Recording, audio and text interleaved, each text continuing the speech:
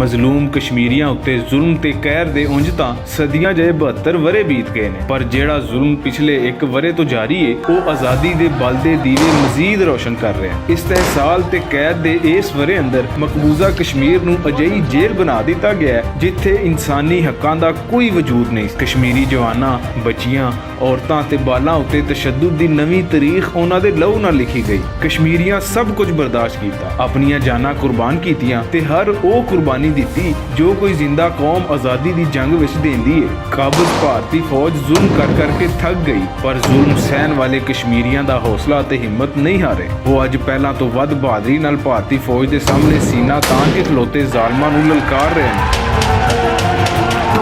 ਪਾਬੰਦੀਆਂ ਤੇ ਜ਼ੁਲਮਾਂ ਦੇ ਬਾਵਜੂਦ ਯੋਮ ਇਸਤਹਿਸਾਲ ਨੂੰ ਮਨਾਉਣ ਵਾਲੇ ਕਸ਼ਮੀਰੀਆਂ ਸਾਬਤ ਕੀਤਾ ਕਿ ਉਹਨਾਂ ਕੋਲੋਂ ਆਜ਼ਾਦੀ ਦਾ ਜਜ਼ਬਾ ਖੋਇਆ ਜਾ ਸਕਦਾ ਹੈ ਤੇ ਨਾ ਹੀ ਪਾਕਿਸਤਾਨ ਨਾਲ ਤਾਲੁਕ ਨੂੰ ਕਮਜ਼ੋਰ ਕੀਤਾ ਜਾ ਸਕਦਾ। ਇਹ ਕਸ਼ਮੀਰੀ ਭਰਾ ਯੋਮ ਇਸਤਹਿਸਾਲ ਨੂੰ ਆਜ਼ਾਦੀ ਦੇ ਖਾਬ ਦੀ ਤਬੀਰ ਤੇ ਪਾਕਿਸਤਾਨ ਨਾਲ ਇਲਹਾਕ ਦੇ ਭਰਵੇਂ ਜਜ਼ਬੇ ਨਾਲ ਮਨਾ ਰਹੇ ਨੇ। ਪੰਜਾਬ ਆਪਣੇ ਕਸ਼ਮੀਰੀ ਭਰਾਵਾਂ ਦੀ ਇਸ ਤਹਿਰੀਕ ਨੂੰ ਸਤ ਸਲਾਮਾ ਪੇਸ਼ ਕਰਦਾ ਹੈ।